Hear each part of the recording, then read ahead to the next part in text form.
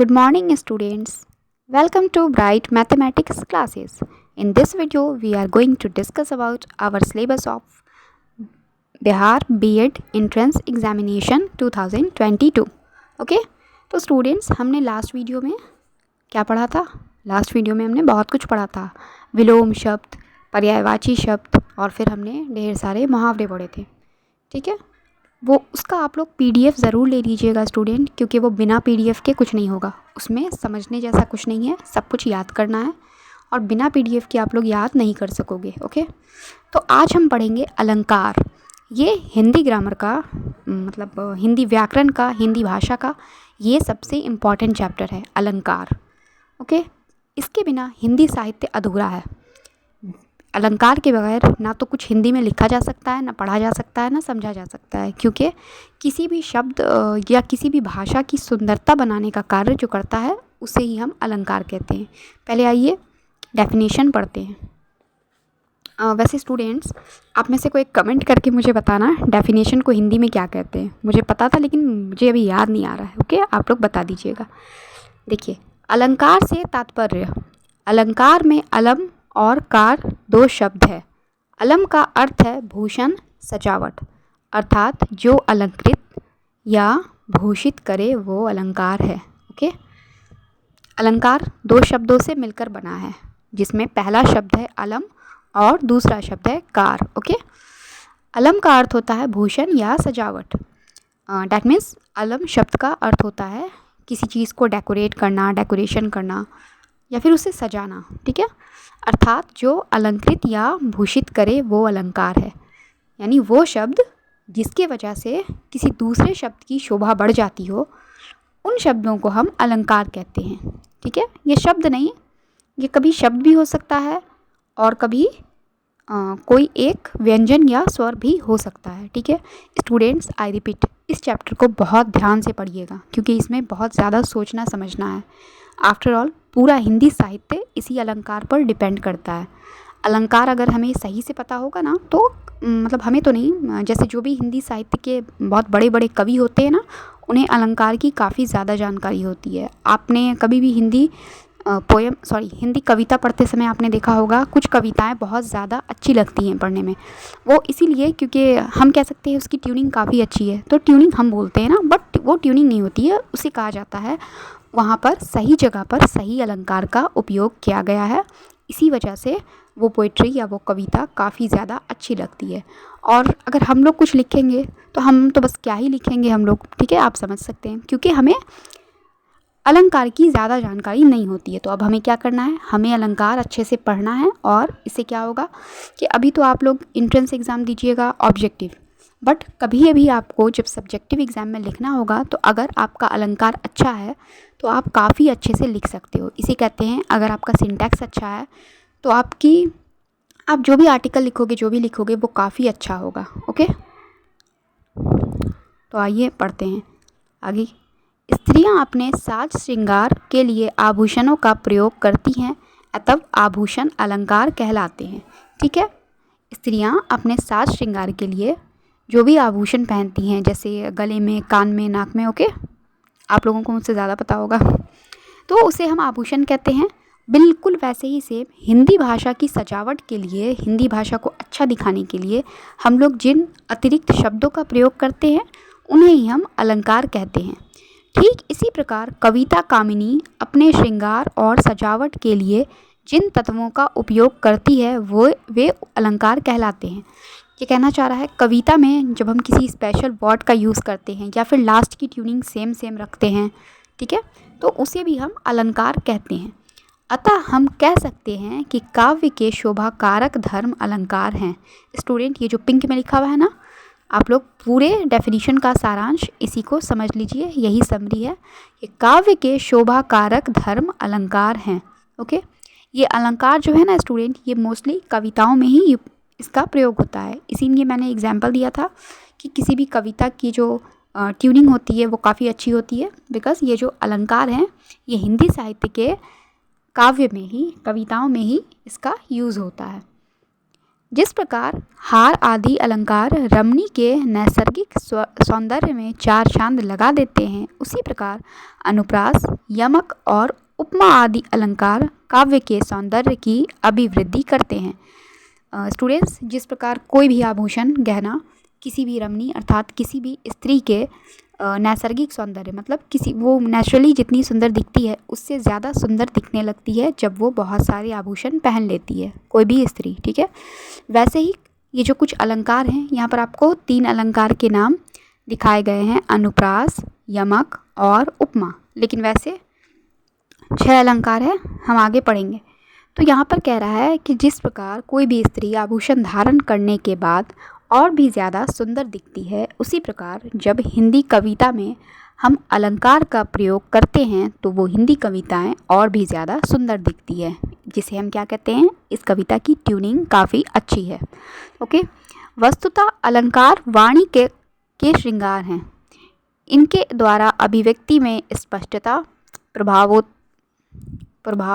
उत्पादकता प्रभाव उत्पादकता और चमत्कार आ जाता है, ठीक है। इससे क्या होता है ना कि कह सकते हैं वो कविता, जैसे एग्जाम्पल आप समझ लीजिए उदाहरण के रूप में, किसी कविता में किसी भी तरह के अलंकार का उपयोग ना हुआ हो और कोई दूसरी कविता जिसमें ढेर सारे अलंकार का उपयोग किया गया हो, तो क्या होगा स्टूडेंट, वो जो जिसमें अलंकार का उपयोग किया गया है ना, वो कविताएं काफ़ी ज़्यादा कह सकते हैं काफ़ी ज़्यादा अच्छी लगेंगी पढ़ने में, उनमें स्पष्टता काफ़ी ज़्यादा होगी, उनका प्रभाव बहुत ज़्यादा पड़ेगा, ठीक है। उस कविता का जो भी मीनिंग होगा, जो भी सारांश होगा, वो हमें समझिए बिना समझाए ही समझ में आ जाएगा, है ना। मतलब काफ़ी ज़्यादा उसमें अलंकार के उपयोग से वो कविताएं ही अपना सारांश बताने लग जाती हैं, ठीक है। अब आइए उदाहरण देखते हैं, और इसका उदाहरण ध्यान से समझिएगा, क्योंकि एक ही वर्ड कहीं कहीं पर बार बार रिपीट होगा, कहीं पर एक ही व्यंजन की बार बार पुनरावृत्ति होगी, तो थोड़ा ध्यान रहे। पहला है, राकेश की चांदनी यमुना के जल पर चमक रही थी। दोबारा पढ़ेंगे, राकेश की चांदनी यमुना के जल पर चमक रही थी। स्टूडेंट, ये एक सिंपल सेंटेंस है जो हमने सुना और कहा अच्छा ठीक है, चलो, हमने उतना ध्यान नहीं दिया, क्योंकि ये क्या है, एक सेंटेंस लिखा हुआ है, ओके, ये कविता नहीं है। लेकिन दूसरी लाइन में इसी लाइन को एक कविता का रूप दिया गया है, कविता नहीं, एक काव्य कह सकते हैं, ओके, क्योंकि ये तो बस सिंपल आपको एक लाइन दी गई है, लेकिन ये काफ़ी बड़ी कविता है। देखिए क्या लिखा है, चारू चंद्र की चपल चांदनी चमक रही थी यमुना जल पर। चारू चंद्र की चपल चांदनी चमक रही थी यमुना जल पर। ये जो आपको 1 नंबर के ख में दिया गया है, इस बात का मतलब एग्जैक्टली वही है जो आपको ऊपर लिखा है, राकेश की चांदनी यमुना के जल पर चमक रही थी, ठीक है। राकेश कहते हैं चांद को, तो ऊपर क्या लिखा है, चांद की चांदनी यमुना के जल पर चमक रही थी। लेकिन दोबारा क्या लिखा है, चारू चंद्र की चपल चांदनी चमक रही थी यमुना जल पर। चारू का मतलब होता है सुंदर, चंद्र हो गया चांद, चपल चांदनी चमक रही थी यमुना जल पर। ओके, आप ध्यान दीजिए, ये सेकंड लाइन में क्या किया है, बार बार चौ का रिपीटेशन हुआ है। ये भी एक प्रकार का अलंकार है, लेकिन ये हम बाद में देखेंगे किस प्रकार का अलंकार है। पहले अलंकार से हम परिचय कर लेते हैं। अब आइए सेकंड नंबर पर, दूसरे के क में क्या लिखा है, उसकी आंखों से आंसू बह रहे थे। ये हुआ सिंपल सेंटेंस। अब देखिए ख, सावन के बादलों सी उसकी आंखें बरसने लगी। यहाँ पर क्या किया है, सावन के बादलों सी, ये एक तरह का अलंकार हुआ, और आंखें बरसने लगी, ये जो बरसने लगी है ना, ये भी अलंकार होता है। थर्ड है, पति को छोड़कर कोई कोई वरदान ले लो। ठीक है, ये तो सावित्री की कथा वाला लग रहा है मुझे। और ख में देखिए लिखा हुआ है, वर को छोड़ और वर ले लो। स्टूडेंट्स ध्यान से देखिए, ये थर्ड के ख में क्या किया है, दोनों बार पिंक में देखिए वर लिखा हुआ है, लेकिन इस दोनों वर का मतलब, दोनों वर शब्द का मतलब अलग है।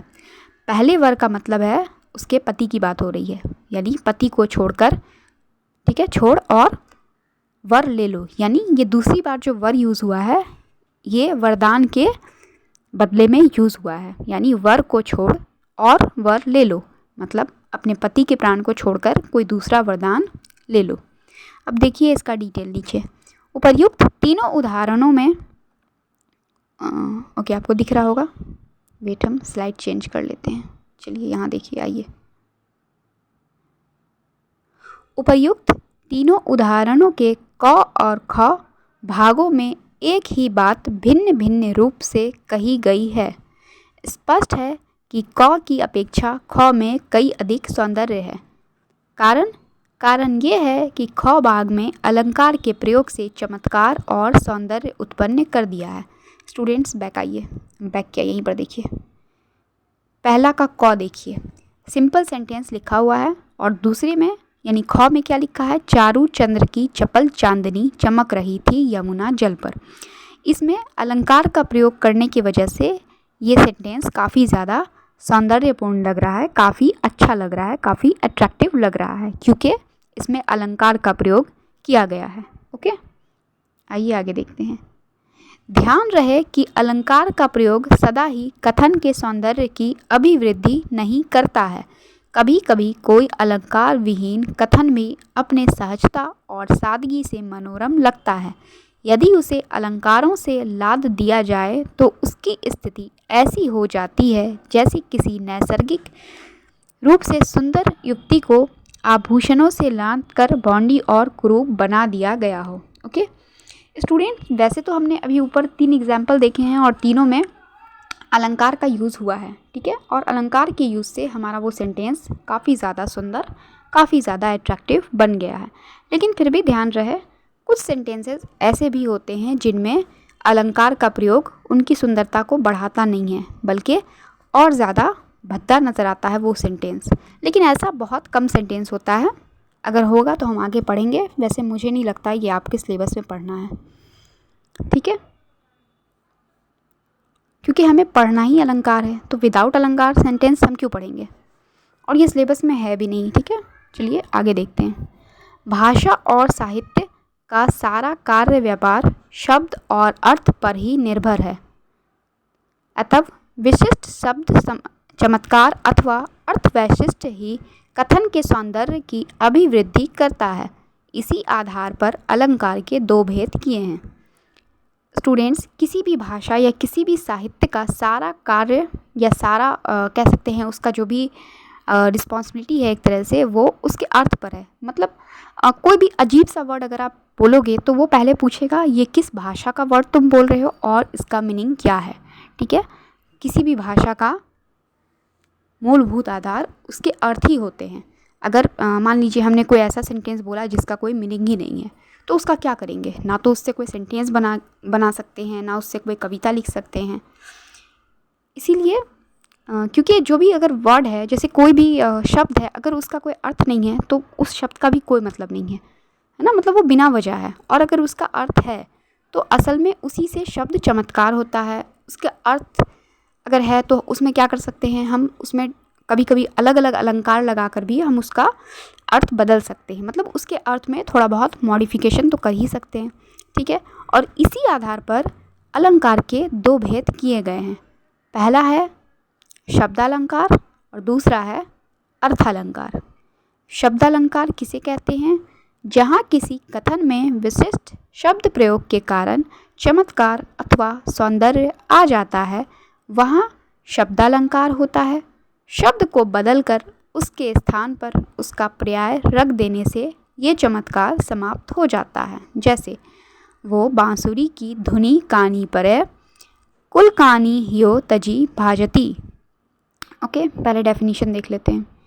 जब किसी कथन विशिष्ट शब्द प्रयोग के कारण चमत्कार अथवा सौंदर्य आ जाता है, वहाँ शब्दालंकार होता है। यानी जब किसी भी कथन में यानी किसी भी सेंटेंस में किसी स्पेशल या किसी विशेष शब्द के प्रयोग के कारण उसमें कुछ सौंदर्यता आ जाती है, या फिर मतलब वो सेंटेंस कुछ अलग दिखने लगता है, वो पूरा वाक्य किसी 1 या 2 शब्द की वजह से जब अलग दिखने लगता है, ध्यान रहे सिर्फ 1 या 2 शब्द के ही वजह से, किसी विशिष्ट शब्द प्रयोग एक ही शब्द की वजह से, ओके। किसी भी सेंटेंस में एक शब्द अगर 1 से ज़्यादा बार आया हो और हर बार उसका मीनिंग भी अलग हो, और उसके वजह से उस काव्य में, उस वाक्य में सुंदरता काफ़ी ज़्यादा बढ़ गई हो, तो उसे हम शब्दालंकार कहते हैं। यानी अगर शब्द को बदलकर उसका अर्थ वहाँ पर रख देंगे तो क्या होगा, वो चमत्कार समाप्त हो जाएगा। हमें उसी शब्द को यूज़ करना है 2 बार, लेकिन दोनों बार अलग अलग मीनिंग के साथ, अलग अलग अर्थ के साथ। अगर हम एक दूसरे का अर्थ एक्सचेंज करके वहाँ पे डालेंगे तो भाषा की सौंदर्यता समाप्त हो जाएगी। ओके,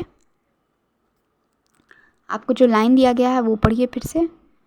वह बांसुरी की धुनी कानी परे, कुल कानी हियो तजी भाजती है।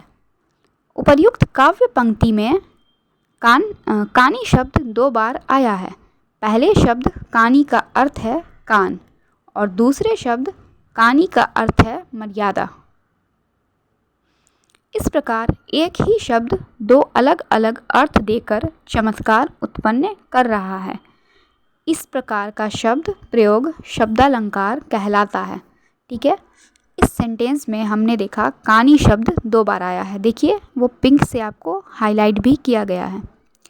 कानी शब्द जो 2 बार आया है उसमें से पहले वाले कानी का अर्थ है कान, ओके, हमारा ईयर, कान, और दूसरे कानी का अर्थ है मर्यादा। ठीक है, एक ही शब्द के 2 अलग अलग अर्थ दिखाकर यहाँ पर इस सेंटेंस की सौंदर्यता काफ़ी ज़्यादा बढ़ाई गई है। इसी तरह के शब्द प्रयोग को हम शब्दालंकार कहते हैं। यानी किसी भी सेंटेंस में अगर एक ही शब्द एक से ज़्यादा बार आया हो और हर बार उसका अर्थ अलग अलग रहा हो और अर्थ एक्सचेंज करने पर उस सेंटेंस की सौंदर्यता भी समाप्त हो जाती हो, तो उसे हम शब्दालंकार कहेंगे। ठीक है, देखिए यदि कुल कानी यानी सेकंड वाले कानी के स्थान पर कुल मर्यादा या कुल मान का प्रयोग कर दिया जाए तो वैसा चमत्कार नहीं आ पाएगा। ओके, अगर हम वहाँ पर उस शब्द का भी अर्थ रख देंगे ना, तब भी चमत्कार नहीं उत्पन्न होगा। और अगर हम दोनों शब्द का आपस में अर्थ एक्सचेंज कर देंगे तब भी चमत्कार उत्पन्न नहीं हो पाएगा। ओके, अब चलते हैं हम अर्थालंकार पर। आइए, अर्थ अलंकार, जहाँ कथन विशेष में सौंदर्य अथवा चमत्कार विशिष्ट शब्द प्रयोग पर आश्रित न होकर अर्थ की विशिष्टता के कारण आया हो, वहाँ अर्थालंकार होता है। किसी भी सेंटेंस में, किसी भी कथन विशेष में उसकी सौंदर्यता अगर किसी शब्द के वजह से ना आई हो, ठीक है, शब्द प्रयोग पर आश्रित ना होकर, मतलब शब्द की वजह से ना आकर किसी मतलब उस शब्द के मीनिंग के वजह से आई हो, यानी कि वो शब्द के वजह से कोई सुंदरता ना हो, शब्द तो सिंपल सा हो, ठीक है, लेकिन उसके अर्थ के वजह से वो सेंटेंस काफ़ी ज़्यादा हाईलाइट हो जाए, काफ़ी ज़्यादा उसमें सौंदर्यता लगने, तो उसे हम अर्थालंकार कहते हैं। जैसे मखमल के झूल पड़े हाथी सा टीला। इस काव्य पंक्ति में वसंत के आगमन पर उसकी सज धज और शोभा की सादृश्यता किसी महंत की सवारी के साथ करते हुए चमत्कार उत्पन्न किया गया है। यहाँ अर्थालंकार के एक प्रमुख भेद उपमा का सौंदर्य है, जिसके बारे में विस्तार से आगे विचार किया जाएगा। ये जो सेंटेंस हमें दिख रहा है, मखमल के झूल पड़े हाथी सा टीला, इस काव्य पंक्ति में यानी इस लाइन में हमें बताया गया है कि जब वसंत ऋतु आती है, यानी जब स्प्रिंग सीज़न आता है, तो क्या होता है, पूरी प्रकृति बहुत ही हरी भरी हो जाती है। ठीक है, बस उसी शोभा का, मतलब उसी सौंदर्यता का वर्णन इस लाइन से किया गया है। ओके, और यहाँ पर इसके अर्थ से ही इसकी यानी इस सेंटेंस की शोभा बढ़ रही है, इस वाक्य की शोभा बढ़ रही है, और यहाँ पर उपमा अलंकार का प्रयोग किया गया है। अब चूँकि हम आगे देखेंगे ये उपमा अलंकार क्या होता है, लेकिन पहले हम उपमा अलंकार नहीं पढ़ेंगे। क्यों? क्योंकि उपमा अलंकार अर्थालंकार में हो जाएगा, लेकिन पहले हमें पढ़ना है शब्दालंकार। ओके, चलिए आइए, अब हम अलंकार समझ के यहाँ से हमारा स्टार्ट हो रहा है। अभी तक हमने क्या पढ़ा, अलंकार क्या होता है। तो स्टूडेंट्स, अलंकार होता है किसी भी काव्य के शोभाकारक धर्म, यानी किसी भी काव्य में जिन शब्दों से उस काव्य की शोभा बढ़ती है, उन शब्दों को अलंकार कहते हैं। फिर हमने पढ़ा अलंकार 2 प्रकार का होता है, एक शब्दालंकार और एक अर्थालंकार। शब्दालंकार वो अलंकार होते हैं जब किसी शब्द विशेष की वजह से, किसी शब्द विशेष के कारण किसी काव्य में, किसी सेंटेंस या किसी वाक्य में सौंदर्यता उत्पन्न होती है तब उसे हम शब्दालंकार कहते हैं। और जब किसी शब्द के अर्थ विशेष के वजह से किसी काव्य में सौंदर्यता उत्पन्न होती है तो उसे हम अर्थालंकार कहते हैं। अब हम पढ़ेंगे प्रमुख शब्दालंकार। तो स्टूडेंट्स, शब्दालंकार 3 प्रकार के होते हैं: अनुप्रास अलंकार, यमक अलंकार और श्लेष अलंकार। अब पढ़ते हैं हम पहला अनुप्रास अलंकार। जहाँ वर्णों की आवृत्ति से चमत्कार उत्पन्न हो वहाँ अनुप्रास अलंकार होता है। जहाँ वर्णों की आवृत्ति से चमत्कार उत्पन्न हो वहाँ अनुप्रास अलंकार होता है। डैट मीन्स जिस सेंटेंस में या जिस काव्य में कोई एक ही वर्ण, या तो वो स्वर हो या व्यंजन हो, कोई एक ही वर्ण बार बार रिपीट हुआ हो। आवृत्ति का मतलब होता है रिपीटेशन। ओके, किसी एक ही वर्ण की या किसी एक ही स्वर या एक ही व्यंजन की बार बार आवृत्ति, बार बार रिपीटेशन की वजह से जो सौंदर्यता होती है, जो चमत्कार उत्पन्न होता है, उसे हम कहते हैं अनुप्रास अलंकार। ओके, डेफिनेशन हो गया। अब आते हैं उदाहरण पर। कल कानन कुंडल मोर पखा, उन पे बनमाल बिराजती है। कल कानन कुंडल मोर पखा, उर पे बनमाल बिराजती है। ओके, इस काव्य पंक्ति में क वर्ण की 3 बार और ब वर्ण की 2 बार आवृत्ति होने से चमत्कार आ गया है। स्टूडेंट्स, ये जो सेंटेंस लिखा है, अगर आप उसका मीनिंग सीधे सीधे पढ़ते हैं तो आप बस एक सिंपल सेंटेंस समझ के पढ़ते हैं और उससे इस वाक्य की कोई भी शोभा नहीं बढ़ती, वो बिल्कुल एक साधारण सा वाक्य हो जाता। लेकिन अभी इसमें जो क्या हुआ है, बार बार क वर्ण की रिपीटेशन हुई है, आवृत्ति हुई है, और ब वर्ण की भी बार बार रिपीटेशन, आवृत्ति हुई है। इसके वजह से ये काव्य काफ़ी ज़्यादा स्पेशल लग रहा है, काफ़ी ज़्यादा इसकी सौंदर्यता बढ़ गई है। दोबारा पढ़ते हैं। कल कानन कुंडल मोर पखा, उर पै बनमाल बिराजती है। ओके, अब आइए सेकंड। छोरटी है गोरटी या चोरटी अहीर की। छोरटी है गोरटी या चोरटी अहीर की। इस पंक्ति में अंतिम वर्ण ट की 1 से अधिक बार आवृत्ति होने से चमत्कार आ गया है। यहाँ पर क्या हुआ है, चोरटी में भी लास्ट में टी है, गोरटी में भी टी है और चोरटी में भी टी है। तो क्या हुआ है, ट वर्ण बार बार रिपीट कर रहा है, ट वर्ण की बार बार आवृत्ति हो रही है। इसके कारण इस सेंटेंस में क्या हुआ है, काफ़ी ज़्यादा चमत्कार उत्पन्न हो गया है। नेक्स्ट है सुरभित सुंदर सुखद सुमन तुम पर खिलते हैं। सुरभित सुंदर सुखद सुमन तुम पर खिलते हैं। इस काव्य पंक्ति में पास पास प्रयुक्त सुरभित, सुंदर, सुखद और सुमन शब्दों में 100 वर्ण की आवृत्ति हुई है। ध्यान से देखिए, सुरभित में 100, सुंदर में 100, सुखद में भी 100 और सुमन में भी 100। इस पूरे सेंटेंस में बार बार क्या हुआ है, 100 वर्ण की रिपीटेशन हुई है, 100 वर्ण की आवृत्ति हुई है। इस बार बार रिपीटेशन, आवृत्ति के कारण ये सेंटेंस, ये काव्य पंक्ति काफ़ी ज़्यादा कह सकते हैं अट्रैक्टिव लग रही है। नेक्स्ट है, विभवशालिनी विश्वपालिनी दुख हरती है, भय निवारिणी शांतिकालिनी सुख करती है। ओके, इन काव्य पंक्तियों में पास पास प्रयुक्त शब्द विभवशालिनी और विश्वपालिनी में अंतिम वर्ण 9 की आवृत्ति और भय निवारिणी तथा शांतिकारिणी में 9 की आवृत्ति हुई है। स्टूडेंट, ये दोनों 9 अलग अलग है। ओके, लेकिन यहाँ पर भी क्या हुआ है, बार बार एक ही वर्ण की आवृत्ति हुई है। इस कारण से ये काव्य पंक्ति भी काफ़ी ज़्यादा अट्रैक्टिव, काफ़ी ज़्यादा सौंदर्यपूर्ण लग रही है। ये हुआ हमारा अनुप्रास अलंकार। लेकिन हम अभी कुछ उदाहरण और देखेंगे, बट आई होप आप लोगों को अनुप्रास अलंकार समझ में आ गया होगा अच्छे से। अनुप्रास अलंकार में स्टूडेंट्स क्या होता है, किसी एक ही वर्ण की या 2 वर्ण की बार बार आवृत्ति होती है। अब 1 वर्ण की हो या 2 वर्ण की हो, उससे हमें मतलब नहीं है। हमारा डेफिनेशन बस इतना सा है कि एक किसी भी वर्ण की बार बार आवृत्ति अगर होती है तो वहाँ पर अनुप्रास अलंकार होता है। आइए अब कुछ उदाहरण और देखते हैं। जो खग हो तो बसेरो करो, मिली कालिंदी कूल कदम्ब की डारन।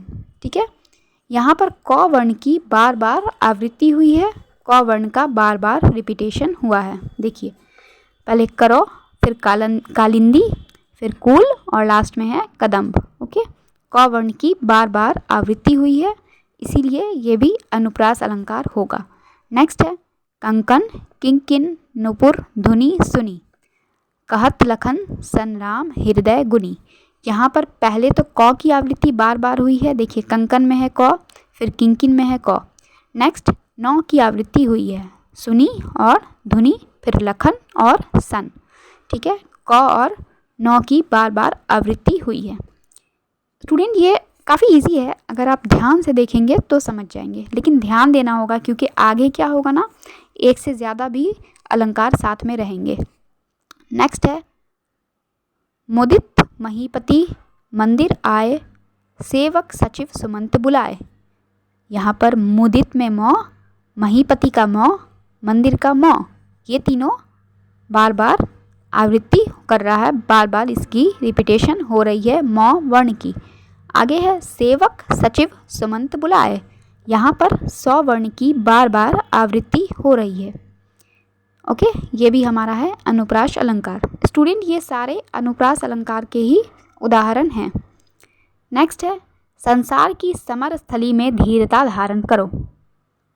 संसार की समर स्थली में धीरता धारण करो। यहाँ पर संसार और समर स्थली में 100 की बार बार आवृत्ति हुई है, और धीरता धारण करो में धीरता में ध और धारण में भी ध, 100 और ध की बार बार आवृत्ति हुई है इस सेंटेंस में, इसलिए ये भी अनुप्रास अलंकार होगा। नेक्स्ट है विमल वाणी ने वीणा ली, कमल कोमल कर में सप्रीत। विमल वाणी ने वीणा ली, कमल कोमल कर में सप्रीत। यहाँ पर विमल, वाणी और वीणा, इन तीनों शब्दों में व वर्ण की बार बार आवृत्ति हुई है, और आगे कमल, कोमल, कर, इन तीनों शब्द में बार बार क वर्ण की आवृत्ति हुई है। ठीक है, नेक्स्ट है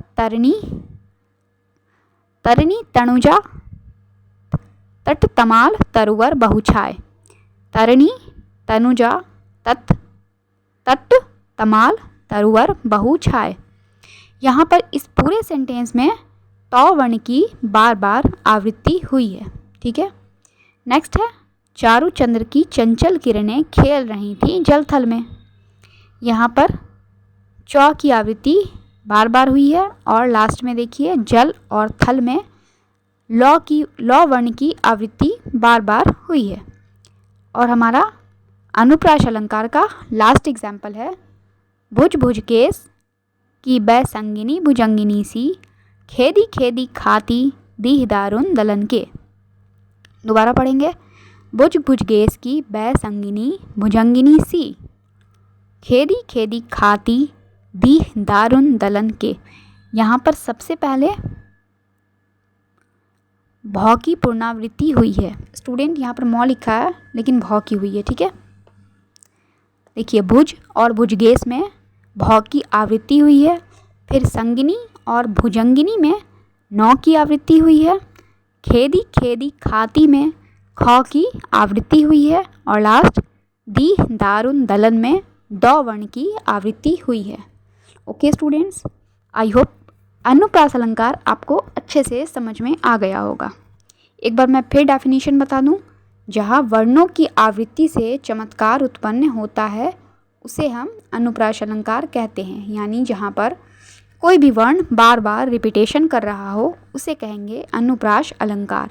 चलिए अब नेक्स्ट स्लाइड पर चलते हैं और अब पढ़ते हैं हमारा दूसरा अलंकार, और ये है यमक अलंकार। ठीक है, अब ये क्या होता है देखते हैं। जब एक ही शब्द 2 या 2 से अधिक बार आए और उसका अर्थ हर बार भिन्न हो तो वहाँ यमक अलंकार होता है। ओके, पढ़ लिया डेफिनेशन, कुछ समझा?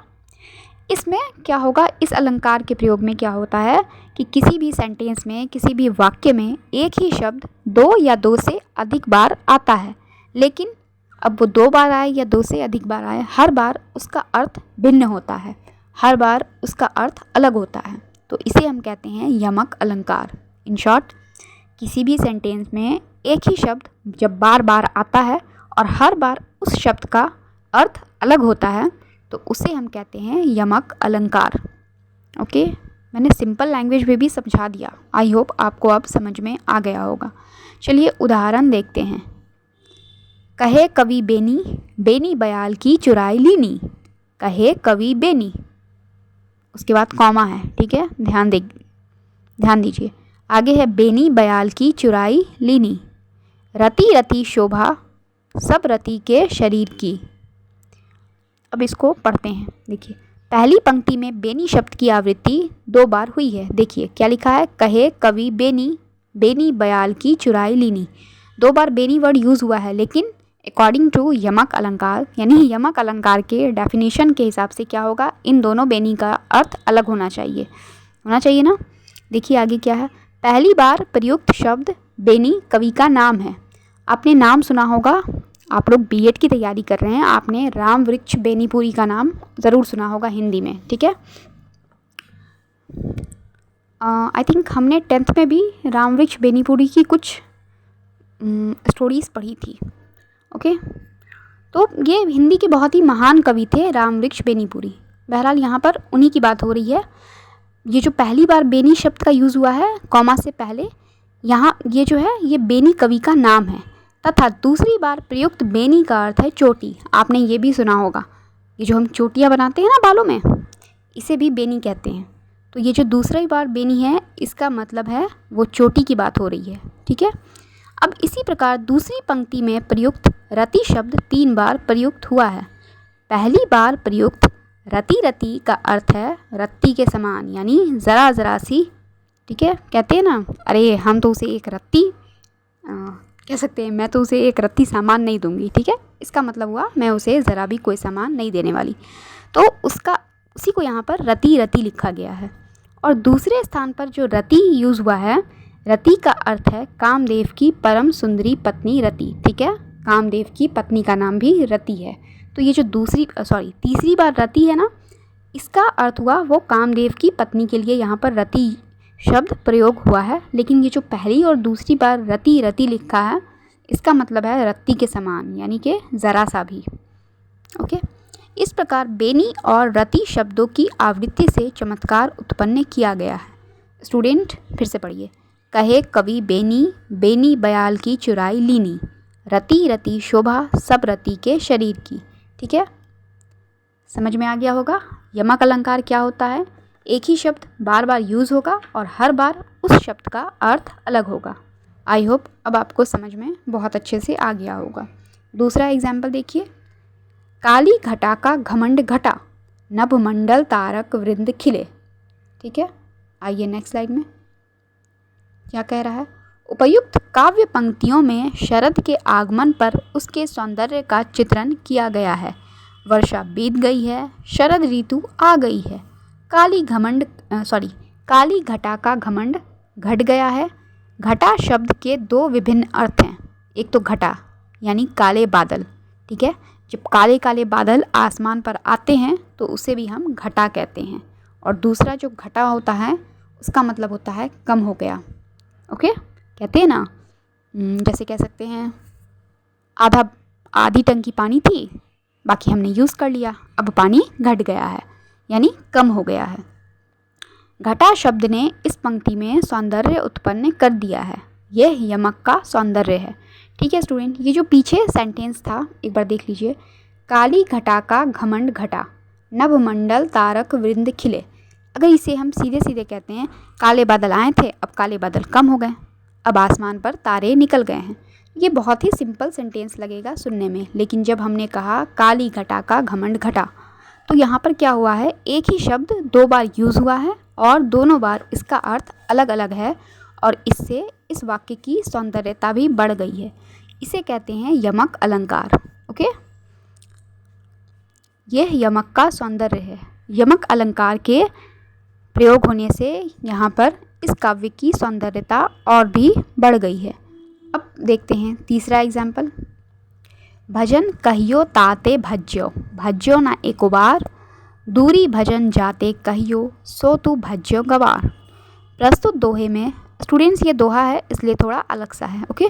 प्रस्तुत दोहे में भजन और भज्यो शब्दों की आवृत्ति हुई है, ठीक है। देखिए ये पूरा दोहा है और दोहा 2 ही लाइन का होता है, इसीलिए उसे दोहा कहते हैं, ठीक है।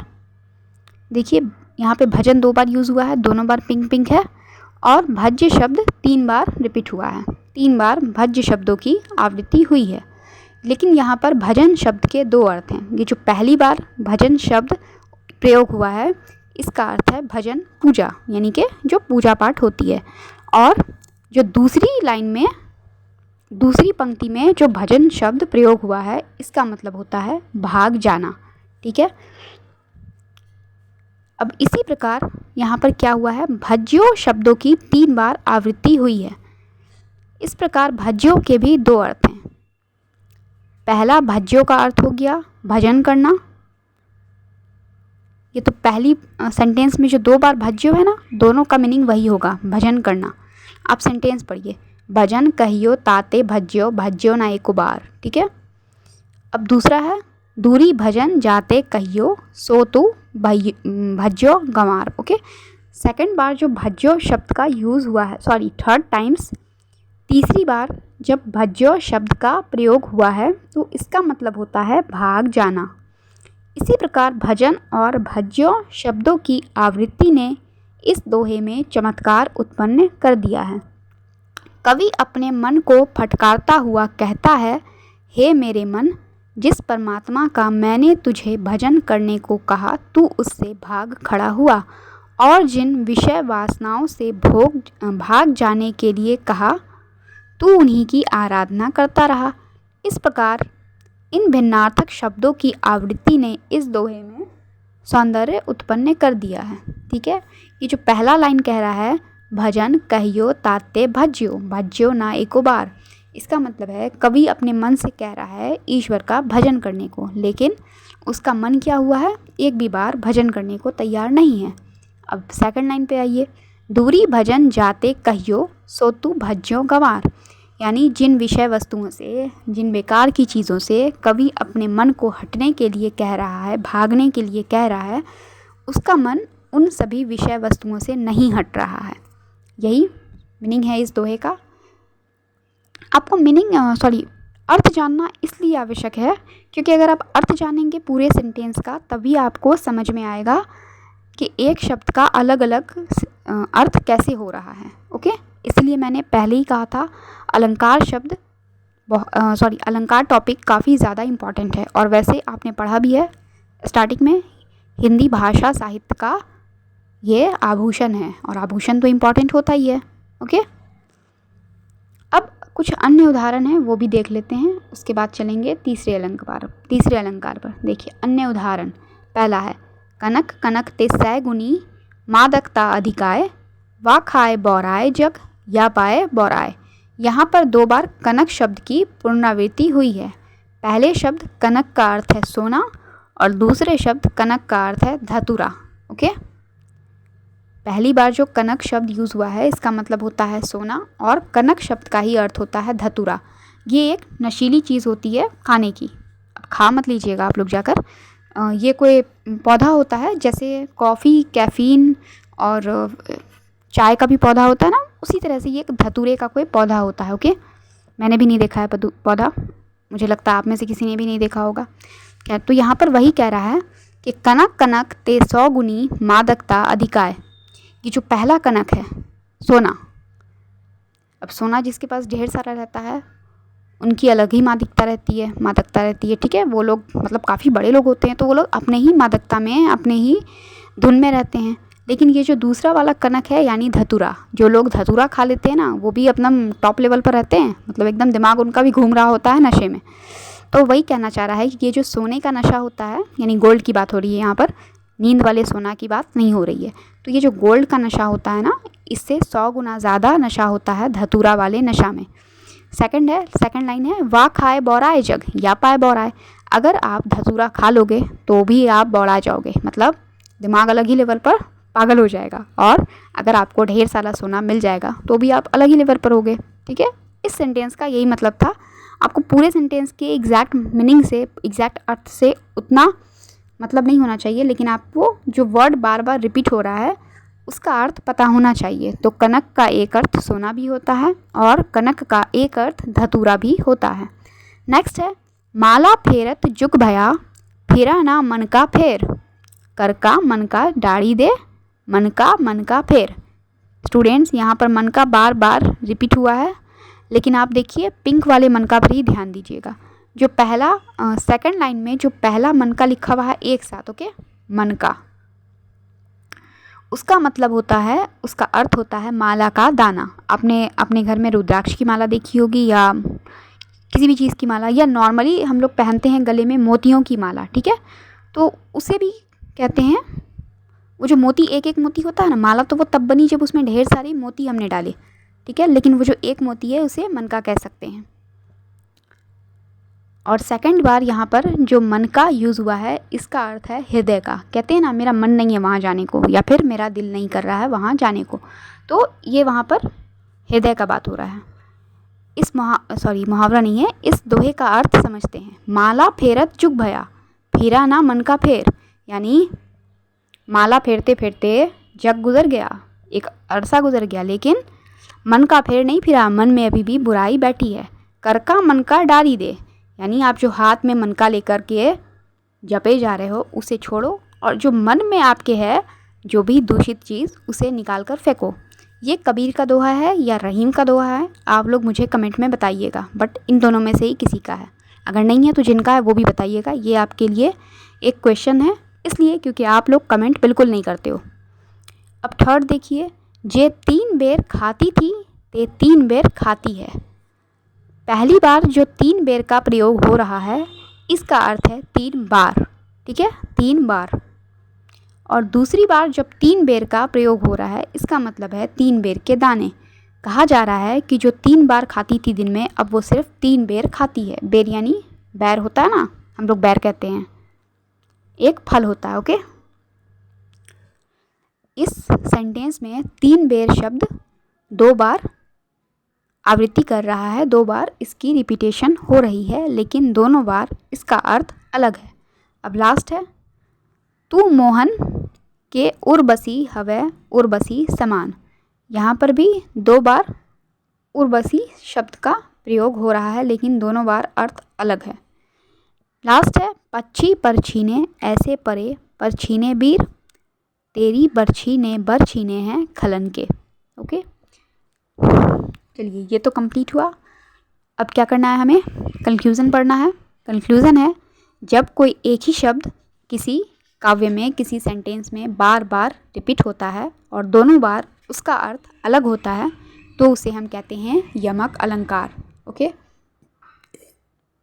अब आइए चलते हैं तीसरे अलंकार पर, और ये हमारा शब्दालंकार का लास्ट है। इसके बाद हम पढ़ेंगे अर्थालंकार। तो ये शब्दालंकार के 3 प्रकार थे, अनुप्रास, यमक और श्लेष। अभी हम पढ़ेंगे श्लेष अलंकार। देखिए, श्लेष का अर्थ है चिपकना। जहाँ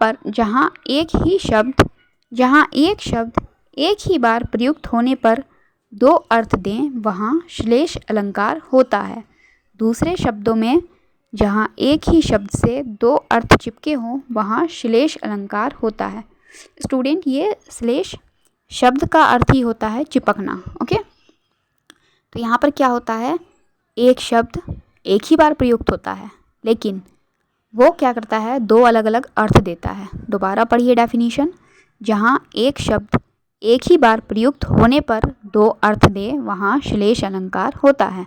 इसे हम कह सकते हैं कि शब्द एक ही बार है, शब्द एक ही है और एक ही बार है, लेकिन उसका 2 अलग अलग अर्थ निकलता हो, तो इसे हम कहेंगे श्लेष अलंकार। स्टूडेंट्स, हमने पीछे यमक अलंकार में क्या पढ़ा, एक शब्द 2 या 2 से ज़्यादा बार रिपीट होगा और हर बार अलग अर्थ देगा, जबकि श्लेष अलंकार कहता है कि वो एक शब्द एक ही बार रिपीट होगा और 2 अलग अलग अर्थ देगा। ओके, चलिए यहाँ पर फिक्स है कि 2 ही अर्थ रहेगा। अब आइए उदाहरण देखते हैं। चरण धरत चिंता करत चितवन चहुओर, सुबरन को ढूंढत फिरत कवि व्यभिचारी चोर। ओके, ये भी दोहा है।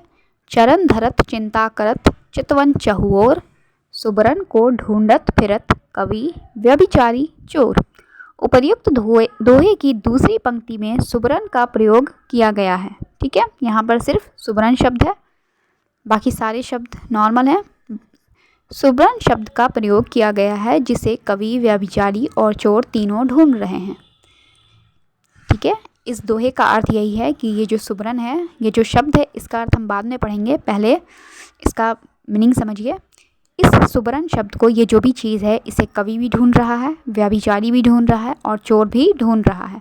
इस प्रकार एक शब्द सुबरन के 3 अर्थ हैं। यहाँ पर सुबरन शब्द का 3 अर्थ है, तभी तो उसे 3 लोग ढूंढ रहे हैं। अब पहला है, पहले इसे कवि ढूंढ रहा है। ठीक है, तो कवि सुबरन अर्थात अच्छे शब्द ढूंढ रहा है। कवि अच्छे शब्द ढूंढ रहा है ताकि वो अच्छी कविताएं लिख सकें। ओके, सेकंड है व्यभिचारी। व्यभिचारी,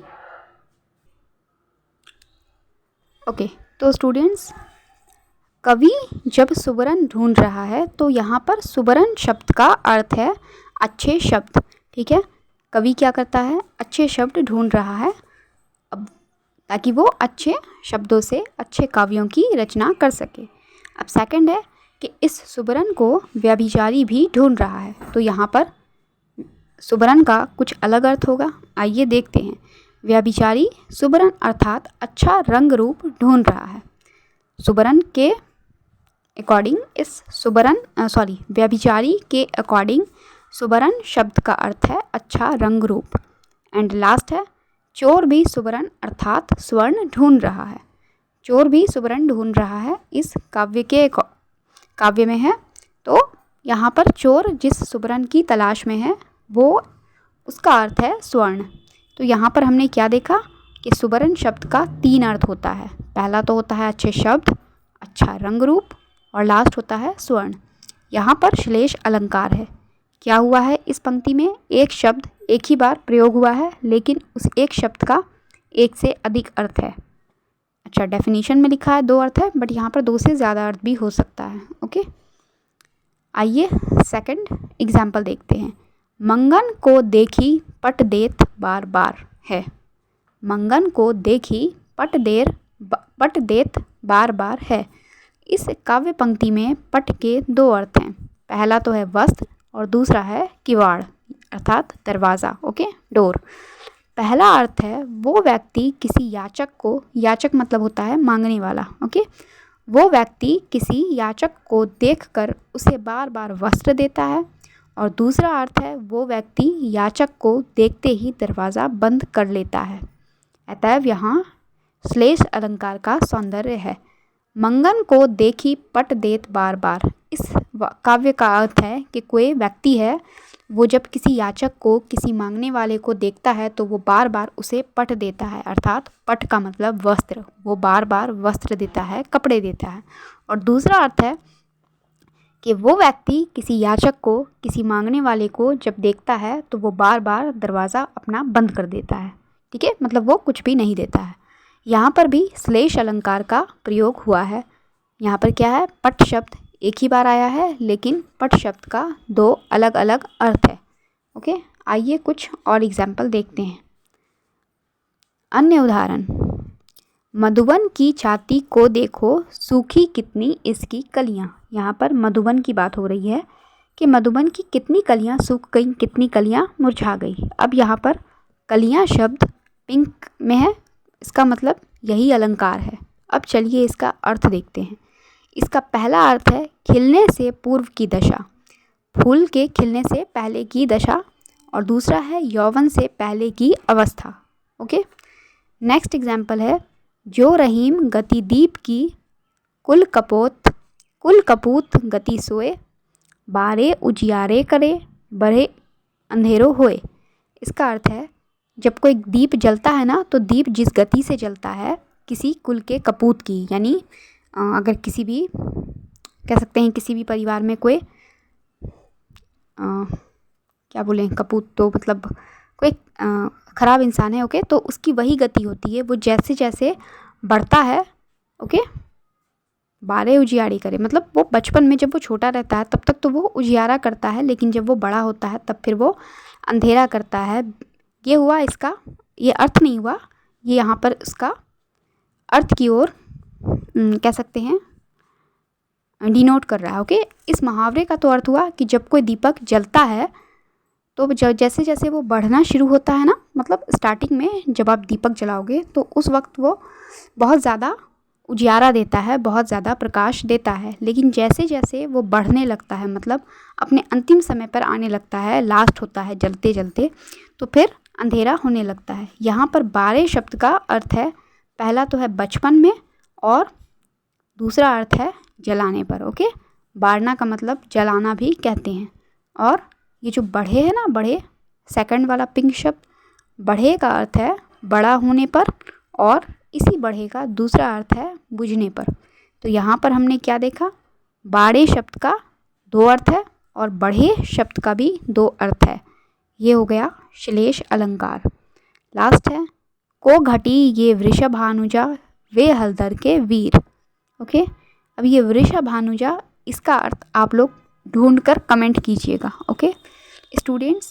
ये श्लेष अलंकार था।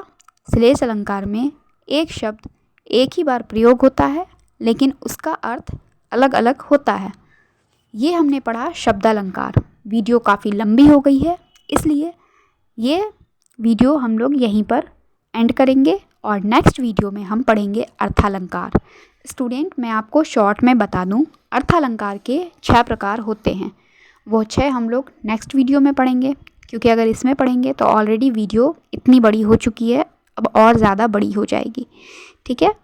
तो आज के लिए हम लोग अपना टॉपिक इतना ही रखते हैं, शब्दालंकार, ओके। आप लोग इस वीडियो को अच्छे से देखिएगा और ठीक से समझ कर पढ़िएगा। बाद में आपको PDF भी मिल जाएगा, आप लोग टेलीग्राम चैनल ज्वाइन कर लीजिए, डिस्क्रिप्शन में लिंक है, ओके स्टूडेंट्स। चैनल को सब्सक्राइब कर दीजिए अगर नहीं किया है तो, और वीडियो को लाइक कीजिए, और अगर आपके कोई भी जानने वाले फ्रेंड्स B.Ed की तैयारी कर रहे हैं तो उन्हें वीडियो शेयर भी कर दीजिए, ओके स्टूडेंट्स। Thank you.